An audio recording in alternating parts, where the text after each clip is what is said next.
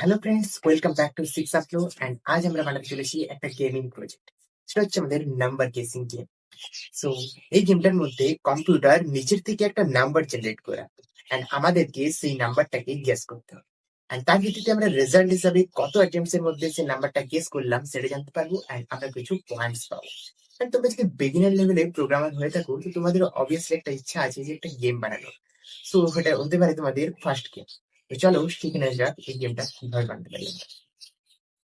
তো গেমের আউটপুটে যে মেসেজ গুলো শো করবে সেগুলো হলো কিছুটা এরকম। প্রথমে welcome to the number guessing challenge এই মেসেজটা প্রিন্ট করবে। তারপর এন্টার ইউর গেস। সো আমাদেরকে এখানে গেসটা প্রিন্ট করতে হবে, মানে গেসটা আমাদেরকে এন্টার করতে হবে। এন্ড তার ভিত্তিতে আমাদেরকে মেসেজ শো করবে যে আমাদের গেস করা নাম্বারটা কম্পিউটারের নাম্বারটা থেকে বড় কি ছোট, এন্ড আমাদেরকে সেই হিসাবে আবারও গেসটা এন্টার করতে বলবে। সো এভাবে চলতে থাকবে, অ্যান্ড আমরা finally congratulation you guessed the correct number মেসেজটা পাবো। অ্যান্ড আমাদের গেমটা এখানে শেষ হবে, অ্যান্ড আমরা রেজাল্ট হিসাবে পাবো যে কত অ্যাটেম্পস এর মধ্যে আমরা গেস করতে পারলাম নাম্বারটা। You guessed it in 4 attempts, যেমন এখানে লেখা আছে। And your final score is 70। আমরা একটা স্কোর পাবো এটার ভিত্তিতে। সো এটা হচ্ছে আমাদের গেম। তো চলো শুরু করা যাক। সো আমি এখানে ডেভ সি প্লাস কম্পাইলারটা ইউজ করছি, and তোমরা তোমাদের ইচ্ছে মতো যে কোনো কম্পাইলার ইউজ করতে পারো। সো প্রথমত আমরা হেডার ফাইলটা অ্যাড করে নেব, include iostream, next using this std, তারপর আমরা int main ফাংশনটা লিখে ফেলবো। আমরা কোডটাকে সিম্পল রাখার জন্য এখানে ক্লাস অবজেক্ট ইউজ করছি না। তোমরা যদি অনলি সি প্রোগ্রামিং শিখে থেকে থাকো, তাও এখানে তোমরা এই কোডটাকে অ্যাপ্লাই করতে পারো। এই লজিকটা সেম ভাবে, শুধুমাত্র ইনপুট আউটপুটে যে সি আউট সিন আর ওখানে হবে প্রিন্ট এফ স্ক্যান, শুধুমাত্র এটুকু, বাকি লজিক সেম। তো আমরা এখানে মেইন ফাংশনের মধ্যে প্রোগ্রামটা লিখছি, রিটার্ন 0। ওকে, সো প্রথমত আমরা এখানে দুটো ভ্যারিয়েবল ইউজ করব। একটা হচ্ছে আমাদের র্যান্ডম, এটার মধ্যে থাকবে কম্পিউটারে জেনারেট করা র্যান্ডম নাম্বারটা। অ্যান্ড আরেকটা আমরা ভ্যারিয়েবল নিচ্ছি গেস, সেটা এটার মধ্যে সেট থাকবে আমরা যে নাম্বারটা বারবার ধরে গেস করছি সেই নাম্বারটা। তারপর এখানে আমরা নাম্বার জেনারেশন এর যে কোডটা হবে সেটা লিখবো, কিন্তু সেটা আমরা একটু পরে নেব, আগে আমরা বাকি কোডটা লিখে নিচ্ছি। তো এখানে আমরা একটা লুপ ইউজ করব। কেন না, কারণ হচ্ছে এখানে দেখো বারবার ধরে একই জিনিস শো হচ্ছে। প্রতিবার আমরা গেস করছি আর তারপর একটা মেসেজ হচ্ছে, গেস করছি একটা মেসেজ হচ্ছে। তো আমরা এটা একটা লুপের মধ্যে অবভিয়াসলি চলবে। তো এক্ষেত্রে আমরা ইউজ করব ডু হোয়াইল লুপ। রিজনটা কি না, কারণ আমাদের এই লুপটা ততক্ষণ অবধি চলতে থাকবে যতক্ষণ না আমাদের গেস করা নাম্বারটা আর কম্পিউটারে জেনারেট করা র্যান্ডম নাম্বারটা ইকুয়াল না হয়ে যাচ্ছে। অর্থাৎ যতক্ষণ নট ইকুয়াল আছে ততক্ষণ চলতে থাকবে। আর আমরা এখানে ওই কন্ডিশনটাই দেব। কন্ডিশনটা হবে যে আমাদের র্যান্ডমলি যে নাম্বারটা আমরা কম্পিউটার জেনারেট করেছে সেই নাম্বারটা নট ইকুয়াল আমাদের গেস করা নাম্বারটা।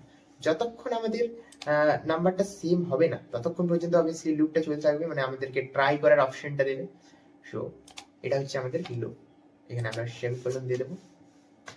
এরপরে আমরা এখানে মেসেজ প্রিন্ট করব, cout enter your guess, enter your guess. Okay, so গেসটা হবে আমাদের 1 থেকে 100 মধ্যে আমরা একটা নাম্বারকে গেস করব, ঠিক আছে। আর আমাদের গেস করা যে নাম্বারটা হবে সেটা অবভিয়াসলি আমাদের গেস ভ্যারিয়েবলের মধ্যে সেভ রাখবো, সিন গেস। ওকে, এরপর আমাদের আর কি হচ্ছে, আমরা গেস করার যে নাম্বারটা সেটা এন্টার করছি, তারপরে আমাদেরকে যে মেসেজটা শো করছে আমাদের নাম্বারটা স্মল আছে নাকি বড় আছে সেটা আমাদেরকে বলছে। তো সেই জিনিসটার জন্য আমরা এখানে ইফ এলস ইফ কন্ডিশন লাগাবো। এটা হচ্ছে আমাদের গেস করা যে নাম্বারটা সেটা যদি ছোট হয় র্যান্ডমলি কম্পিউটারে জেনারেট করা নাম্বারটা থেকে, সো আমাদের গেস করা ভ্যারিয়েবলটা লেস দেন র্যান্ডম হয় যদি, তখন আমাদের যে মেসেজটা শো করবে সেটা হচ্ছে সি আউট আমাদের যে জেনারেট করা নাম্বারটা আছে সেটা অবভিয়াসলি এক্ষেত্রে স্মল, সো টু স্মল, আমরা লিখব too small. Okay, and enter বা try a bigger number. Okay, so আমরা ট্রাই করতে বলছি একটা বিগার নাম্বার। ওকে, সো এরপর আমরা কন্ডিশন দেব এলস ইফ যদি গেসটা ছোট হয় তাহলে এটা ডিসপ্লে করবে, আর যদি গেসটা বড় হয়, গেস গ্রেটার দেন র্যান্ডম, যদি এই কন্ডিশনটা পড়ে তাহলে আমাদের ডিসপ্লে করবে যে আমাদের নাম্বারটা খুব বড়, so too big, too big, try a smaller number. Okay, আমরা বড় নাম্বার এন্টার করে ফেলেছি, তো আমাদেরকে স্মলার নাম্বার এন্টার করতে বলবে। ঠিক আছে, আর অবভিয়াসলি এগুলোর পাশে আমরা একটা করে এন্ডেল দিয়ে দেবো যাতে নেক্সট লাইনে আসে আমাদের মেসেজগুলো। ওকে, আর এখানে প্রথমেই আমরা একটা মেসেজ দিয়ে দেবো, see out, welcome message, obviously welcome to the number guessing game, number guessing challenge দেখবে যাতে একটু ইন্টারেস্টিং লাগে।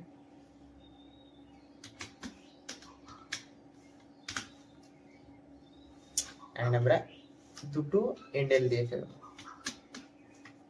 যাতে একটু স্পেস করে শুরু হয়। Okay, so welcome to the number guessing challenge আমাদের এখানে প্রিন্ট হবে। তারপর আমাদের লুপটা চলবে, আমাদেরকে গেস করতে বলবে নাম্বারটা 1 থেকে 100 মধ্যে, তারপর সেই নাম্বারটা আমাদের গেস ভ্যারিয়েবলের মধ্যে যাবে, তারপর চেক করবে গেসটা কি ছোট কিনা, যদি ছোট হয় তো বলবে too small and try bigger number. তারপর আমাদের এন্ডেল দেওয়া থাকছে, একটা লাইন স্পেস দিয়ে দুটো এন্ডেল দিয়ে দিচ্ছি, একটু ক্লিন লাগবে কোডটা।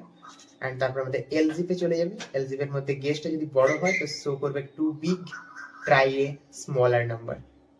এখানে আমরা আরেকটা এন্ডেল দিয়ে দিচ্ছি যাতে কোডটা ক্লিন লাগে। ওকে, এন্ড আর কি হতে পারে, আমাদের গেস করা নাম্বারটা হয় বড় হতে পারে, ওই ছোট হতে পারে, না হলে ওইটাই হতে পারে, ইকুয়াল হতে পারে। সো আমরা এখানে নেক্সট এলস এর মধ্যে তাহলে লিখে দেব else C out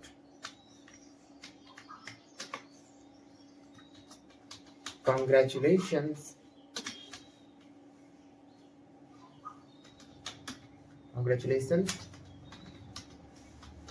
you guessed the correct number. Okay, you guessed the correct number. এই মেসেজটা আমাদের শো করে যাবে।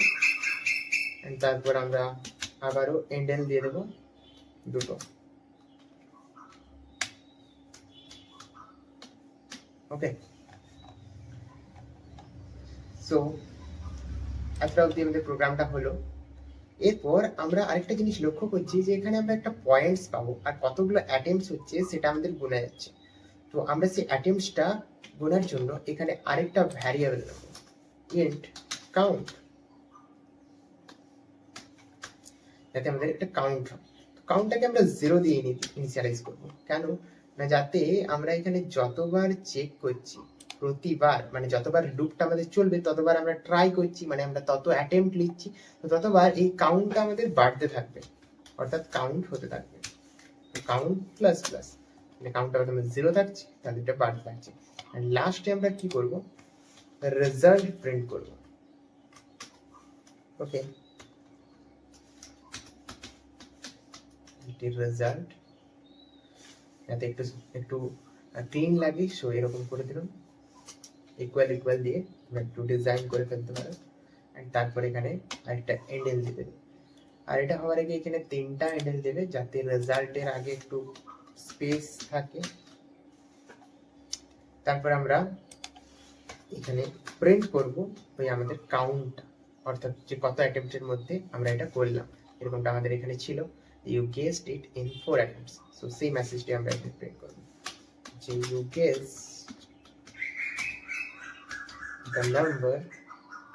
the correct number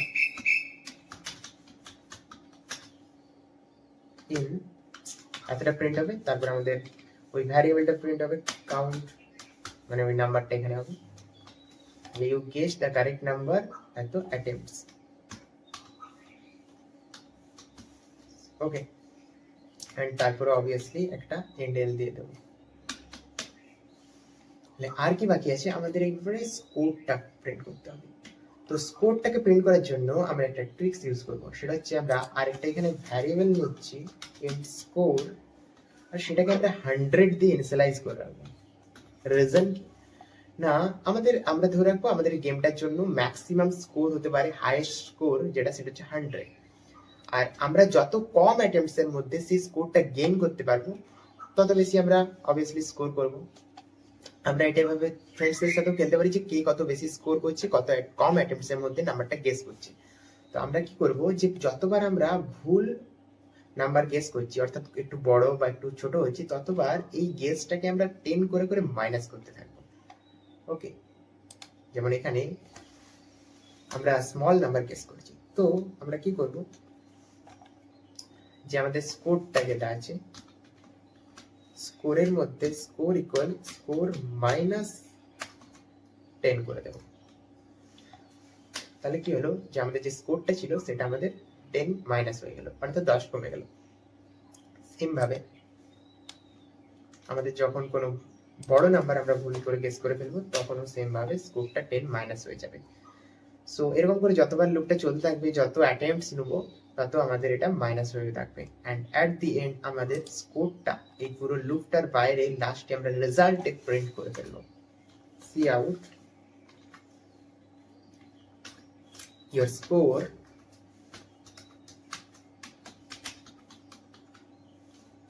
score equal আমাদের স্কোর ভ্যারিয়েবলটা এন্ডেল দিয়ে দেবো।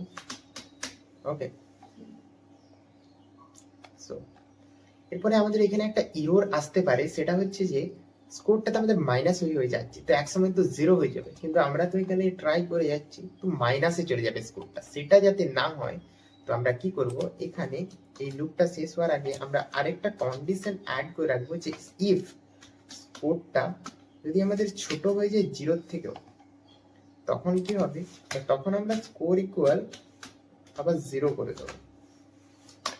যদি মাইনাস হয়ে চলে যায় তাহলে আবার স্কোরটা যাতে 0-তে চলে আসে, মানে লোয়েস্ট স্কোর অবভিয়াসলি শুধুমাত্র 0 হতে পারে, মাইনাসে হবে না। তো এখানে এই কন্ডিশনটা আমরা দিয়ে দেব। তাহলে আমাদের প্রোগ্রামটা পুরোটাই হলো, এরপর শুধু বাকি আছে নাম্বার জেনারেশনটা, যেটা আমরা এখানে করব। তো নাম্বার জেনারেশনটা শেখার জন্য আমাদেরকে দুটো ফাংশন জানতে হবে, সেটা হচ্ছে srand and rand।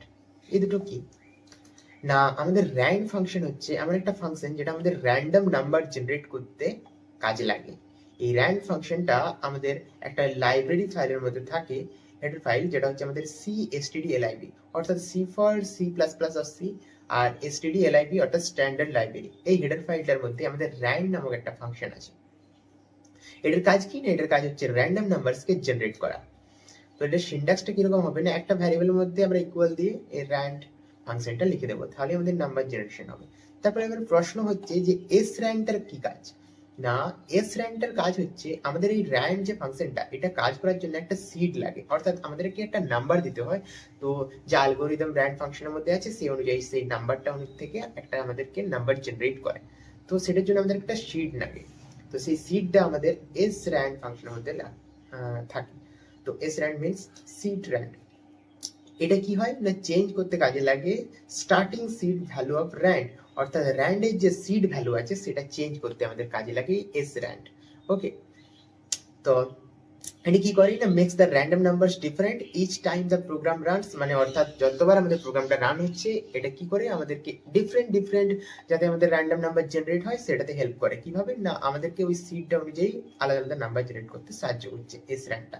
এই এস র্যান্ডটা সিড হিসাবে কাজ করছে র্যান্ডের। ওকে, দুটো একসাথে ইউজ করতে হবে। আর এটাও আমাদের cstdlib হেডার ফাইলের মধ্যে এই ফাংশনটা আছে।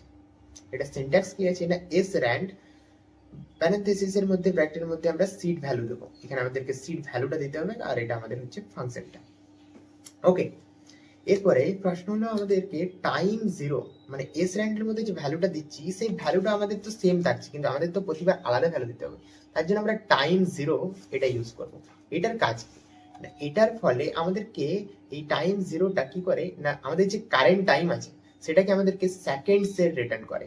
তো Returns the current system time in seconds এটা রিটার্ন করে। তাহলে আমাদের টাইম তো প্রতি মুহূর্তে চেঞ্জ হচ্ছে, সেকেন্ডসে প্রতি মুহূর্তে চেঞ্জ হচ্ছে, তাহলে আমাদের কাছে যে সিডটা পাচ্ছি সেটা আমাদের ডিফারেন্ট হচ্ছে প্রতিবার। তো আমরা তার জন্য আমরা এই এস র্যান্ড এর মধ্যে যে ডবল ব্র্যাকেটের মধ্যে এখানে যেটা আমাদের সিটটা লিখতে হচ্ছিল তার মধ্যে আমরা লিখবো টাইম প্যারেন্থেসিসের মধ্যে জিরো। এটা কি হবে না, ভ্যালুটা চেঞ্জ হবে এভরি সেকেন্ডে and gives a new seed value. প্রতি মুহূর্তে আমাদের একটা নতুন ভ্যালু দেবে, যতবার রান করবো একটা নতুন নাম্বার জেনারেট হবে। ওকে, তো এরপরে আমরা এটা আমাদের প্রোগ্রামে ইমপ্লিমেন্ট করব। তো প্রথমত আমরা হেডার ফাইলগুলো ইনক্লুড করে নেব। কি কি আছে, হ্যাশট্যাগ ইনক্লুড, প্রথম হেডার ফাইলটা আছে সি stdlib, ওকে, C standard library. Next header file যেটা আছে hashtag include time, hashtag include C time, sorry C time. So এই সি stdlib এর মধ্যে আছে srand আর rand, আর সি টাইমটার মধ্যে আমাদের ওই টাইম জিরো বলে যে ফাংশনটা আছে সেটা থাকে। তার জন্য আমাদেরকে এই দুটো হেডার ফাইল এক্সট্রা করে অ্যাড করতে হলো। সো এরপর আমরা ইউজ করব srand, তার মধ্যে আমাদের টাইম নাল বা টাইম জিরো ইউজ করব। টাইম জিরোটাকে টাইম নাল বলা যায়। ওকে, জিরো অর্থাৎ নাল। তো আমাদের এরপর আমরা সিট দিয়ে দিলাম র্যান্ডের, এরপর আমরা র্যান্ডটা ইউজ করব। তো আমাদের র্যান্ডম নামক যে ভ্যারিয়েবল আছে তার মধ্যে আমাদের এই র্যান্ডম নাম্বারটা জেনারেট হয়ে সেভ থাকবে। তার জন্য আমরা লিখবো যে র্যান্ডম অর্থাৎ এই ভ্যারিয়েবলটা ইকুয়াল টু আমাদের যে র্যান্ড ফাংশনটা আছে র্যান্ড। এরপরে আরেকটা প্রবলেম আছে, সেটা হচ্ছে কি এই র্যান্ডম যে ফাংশনটা আছে সেটা আমাদের যে কোনো নাম্বার জেনারেট করতে পারে, কিন্তু আমাদের তো 1 থেকে 100-র মধ্যেই নাম্বারগুলো চাই। তাহলে আমরা কি করতে পারি, তো তাহলে আমরা একটা ট্রিক্স ইউজ করবো যে আমরা এটাকে মডিউলো করে দেব 100 দিয়ে। এর ফলে কি হবে না, আমরা যখন কোনো সংখ্যাকে একটা সংখ্যা দিয়ে ভাগ করি তখন ভাগশেষটা আমরা যেটা দিয়ে ভাগ করছি তার থেকে অবভিয়াসলি সবসময় কম থাকবে। ধরো আমরা একটা সংখ্যা নিচ্ছি 263, সেটাকে আমরা ভাগ করব 12 দিয়ে। তো প্রথমে আমরা 12 দুগুণে 24 বসালো, অ্যান্ড আমাদের 2 থাকছে অ্যান্ড 3 থাকছে। তো এটা কি আমাদের ভাগশেষ হবে? এটা ভাগশেষ হবে না, কারণ 12 দিয়ে আমরা এখনও এটাকে ভাগ করতে পারি। সো 12 একে আমরা 12 বসালাম অ্যান্ড আমাদের পড়ে থাকছে 11। তো এটা কি আমাদের ভাগশেষ হবে? হ্যাঁ, এখন এটা আমাদের ভাগশেষ হচ্ছে। কেন না, কারণ 12 দিয়ে এটাকে আমরা আর ভাগ করতে পারিনি। এখানে যদি 11 না থেকে 12 থাকতো তখন আমরা 12 একে 12 করতাম, কিন্তু 11 আছে তো আর ভাগ করে যাচ্ছে না। সো এটাই আমাদের হয়ে যাবে রিমাইন্ডার বা ভাগশেষ। তো আমাদের রিমাইন্ডার সবসময় যেটাতে আমরা ভাগ করছি সেটার থেকে আমাদের ভাগশেষ যেটা আছে সেটা কম হবে। আমাদের যে ডিভাইজার আছে সেটা সবসময় বড় থাকবে। তো আমাদের কোডের ক্ষেত্রে কি হচ্ছে, আমরা একটা র্যান্ডম নামক প্রথমত ভ্যারিয়েবলের মধ্যে আমরা সেভ করছি। কি সেভ করছি, আমরা প্রথমত র্যান্ডম যে ফাংশনটা আছে র্যান্ড, সেটার মধ্যে একটা যে কোনো নাম্বার জেনারেট হচ্ছে সেটাকে আমরা মডিউলো করছি কি দিয়ে, 100 দিয়ে। তো এখানে 100টা কি, 100টা আমাদের এখানে ডিভাইসার বটে। তো সেটা দিয়ে আমরা যে কোনো নাম্বারকে ভাগ করছি। র্যান্ডামের মধ্যে আমাদের একটা নাম্বার যে কোনো জেনারেট হচ্ছে সেটা আমরা ভাগ করছি। তো সেক্ষেত্রে আমাদের যে ভাগশেষ আছে সেটা এই র্যান্ডাম ভ্যারিয়েবলের মধ্যে সেভ হচ্ছে। তো সেই ভাগশেষটা আমাদের কত সেভ হবে, তো আমাদের যে ভাগশেষ আছে সেটা সবসময় এই ডিভাইজারের থেকে ছোটো হবে, অর্থাৎ 100-এর থেকে ছোটো হবে। তো 100-এর থেকে ছোটো কি, 99। তো সর্বোচ্চ আমাদের 99 সেভ হতে পারে, আর সর্বনিম্ন আমাদের 0 হতে পারে। 0 কেন, যদি কোনো ভাগশেষ না থাকে তো 0। আমাদের 0 থেকে 99-এর মধ্যে যে কোনো একটা 0 থেকে 99 অব্দি হবে, কিন্তু আমাদের তো 1 থেকে 100 অব্দি নাম্বার জেনারেট করতে হবে। তার জন্য আমরা কি করব, এখানে +1 করে দেবো। এর ফলে কি হবে, এর ফলে যেটা হবে 0 যদি চলে আসে, ভাগশেষ কিছু না আসে, তো সেটা 1 হয়ে যাবে, আর 99 হলে এটা আমাদের 100 হয়ে যাবে। ওকে, এই হচ্ছে মেথড।